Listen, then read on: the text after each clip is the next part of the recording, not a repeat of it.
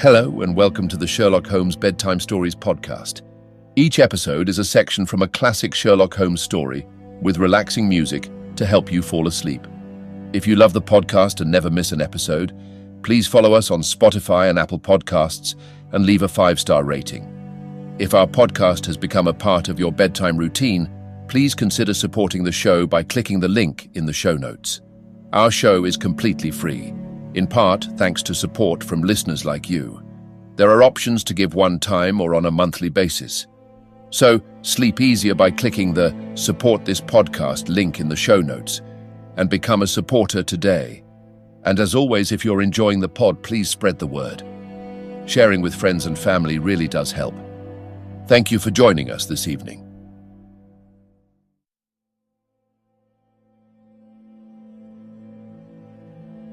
Now it's time to relax. Let your body fall into a comfortable position in your bed and drift gently into a state of total relaxation with tonight's story. The Adventure of the Three Students, Part 2. Holmes made no further allusion to the matter that day, though he sat lost in thought for a long time after our belated dinner. At 8 in the morning, he came into my room just as I finished my toilet. "Well, Watson," said he, "it is time we went down to St. Luke's. Can you do without breakfast?" "Certainly." "Soames will be in a dreadful fidget until we are able to tell him something positive." "Have you anything positive to tell him?" "I think so." "You have formed a conclusion?" "Yes, my dear Watson. I have solved the mystery." "But what fresh evidence could you have got?" "Aha! It is not for nothing that I have turned myself out of bed at the untimely hour of 6. I have put in 2 hours hard work and covered at least 5 miles, with something to show for it. Look at that." He held out his hand. On the palm were 3 little pyramids of black, doughy clay. "Why, Holmes, you had only 2 yesterday." "And 1 more this morning. It is a fair argument that wherever number 3 came from is also the source of numbers 1 and 2. Eh, Watson? Well, come along and put friend Soames out of his pain." The unfortunate tutor was certainly in a state of pitiable agitation when we found him in his chambers. In a few hours the examination would commence, and he was still in the dilemma between making the facts public and allowing the culprit to compete for the valuable scholarship. He could hardly stand still, so great was his mental agitation, and he ran towards Holmes with 2 eager hands outstretched. "Thank heaven that you have come. I feared that you had given it up in despair. What am I to do? Shall the examination proceed?" "Yes, let it proceed by all means." "But this rascal?" "He shall not compete." "You know him?" "I think so. If this matter is not to become public, we must give ourselves certain powers and resolve ourselves into a small private court-martial. You there, if you please, Soames. Watson, you here. I'll take the armchair in the middle. I think that we are now sufficiently imposing to strike terror into a guilty breast. Kindly ring the bell." Bannister entered and shrank back in evident surprise and fear at our judicial appearance. "You will kindly close the door," said Holmes. "Now, Bannister, will you please tell us the truth about yesterday's incident?" The man turned white to the roots of his hair. I have told you everything, sir. Nothing to add? Nothing at all, sir. Well then, I must make some suggestions to you.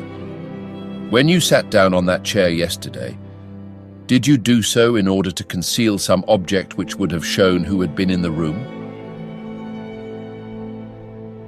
Bannister's face was ghastly. No, sir. Certainly not. It is only a suggestion, said Holmes suavely.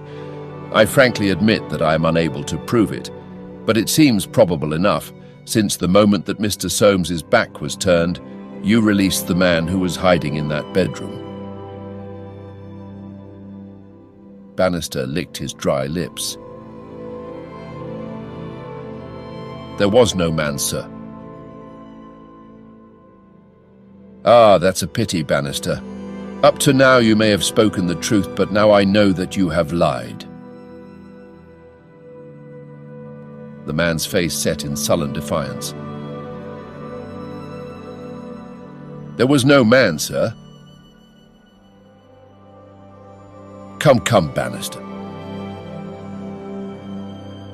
No, sir, there was no one. In that case, you can give us no further information. Would you please remain in the room? Stand over there near the bedroom door. Now, Soames, I am going to ask you to have the great kindness to go up to the room of young Gilchrist and to ask him to step down into yours. An instant later, the tutor returned, bringing with him the student. He was a fine figure of a man, tall, lithe, and agile, with a springy step and a pleasant, open face. His troubled blue eyes glanced at each of us and finally rested with an expression of blank dismay upon Bannister in the farther corner. Just close the door, said Holmes. Now, Mr. Gilchrist, we are all quite alone here, and no one need ever know one word of what passes between us. We can be perfectly frank with each other. We want to know, Mr. Gilchrist, how you, an honourable man, ever came to commit such an action as that of yesterday. The unfortunate young man staggered back and cast a look full of horror and reproach at Bannister. No, Mr. Gilchrist, sir, I never said a word, never one word, cried the servant. No, but you have now, said Holmes. Now, sir, you must see that after Bannister's words your position is hopeless, and that your only chance lies in a frank confession. For a moment, Gilchrist, with upraised hand, tried to control his writhing features. The next, he had thrown himself on his knees beside the table, and burying his face in his hands, he had burst into a storm of passionate sobbing. Come, said Holmes kindly. It is human to err, and at least no one can accuse you of being a callous criminal. Perhaps it would be easier for you if I were to tell Mr. Soames what occurred, and you can check me where I am wrong. Shall I do so? Well, don't trouble to answer. Listen, and see that I do you no injustice. From the moment, Mr. Soames, that you said to me that no one, not even Bannister, could have told that the papers were in your room, the case began to take a definite shape in my mind. The printer one could, of course, dismiss. He could examine the papers in his own office. The Indian I also thought nothing of. If the proofs were in a roll, he could not possibly know what they were. On the other hand, it seemed an unthinkable coincidence that a man should dare to enter the room, and that by chance on that very day the papers were on the table. I dismissed that. The man who entered knew that the papers were there. How did he know? When I approached your room, I examined the window. You amused me by supposing that I was contemplating the possibility of someone having in broad daylight, under the eyes of all these opposite rooms, forced himself through it. Such an idea was absurd. I was measuring how tall a man would need to be in order to see as he passed what papers were on the central table. I am 6 feet high, and I could do it with an effort. No one less than that would have a chance. Already, you see, I had reason to think that if one of your 3 students was a man of unusual height, he was the most worth watching of the 3. I entered and I took you into my confidence as to the suggestions of the side table.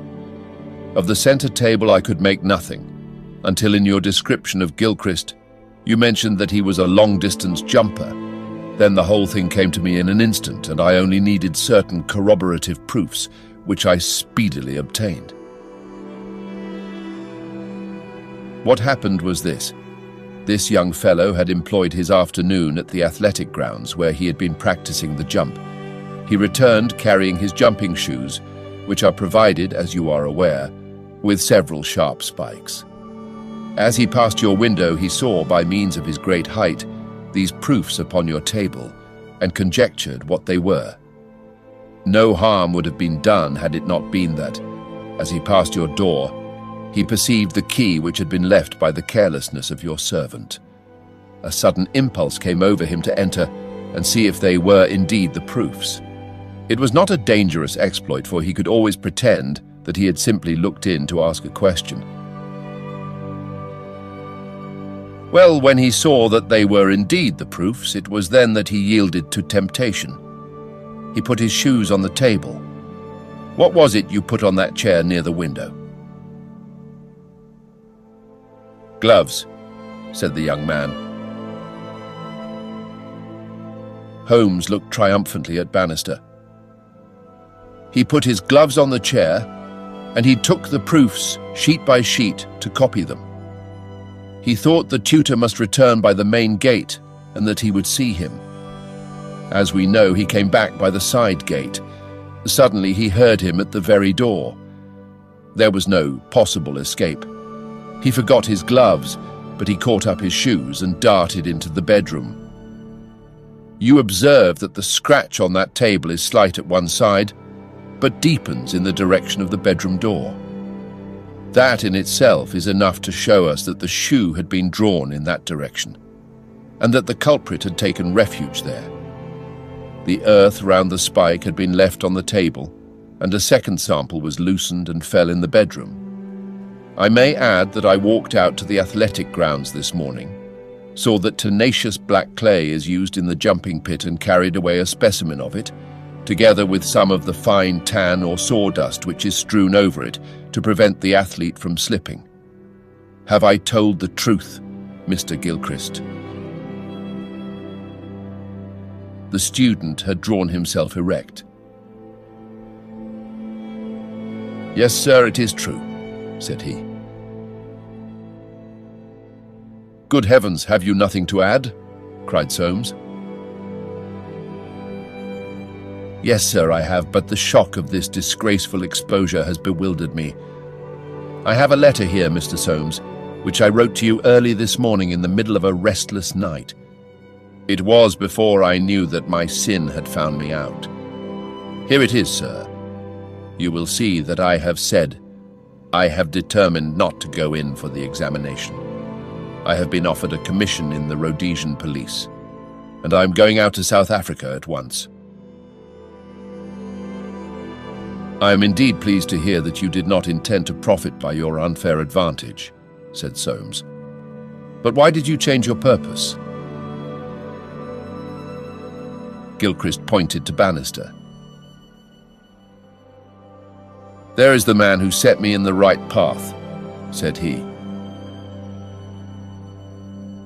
Come now, Bannister, said Holmes. It will be clear to you, from what I have said, that only you could have let this young man out, since you were left in the room, and must have locked the door when you went out. As to his escaping by that window, it was incredible. Can you not clear up the last point in this mystery and tell us the reasons for your action? It was simple enough, sir, if you only had known, but with all your cleverness, it was impossible that you could know. Time was, sir, when I was butler to old Sir Jabez Gilchrist, this young gentleman's father. When he was ruined, I came to the college as servant, but I never forgot my old employer because he was down in the world. I watched his son all I could for the sake of the old days.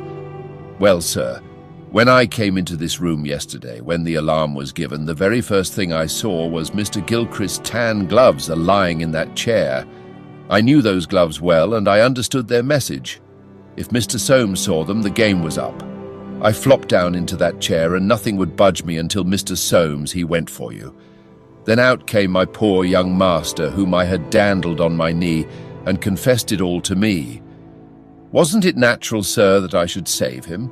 And wasn't it natural also that I should try to speak to him as his dead father would have done, and make him understand that he could not profit by such a deed? Could you blame me, sir? No, indeed, said Holmes heartily, springing to his feet. Well, Soames, I think we have cleared your little problem up, and our breakfast awaits us at home. Come, Watson. As to you, sir, I trust that a bright future awaits you in Rhodesia. For once you have fallen low, let us see in the future how high you can rise.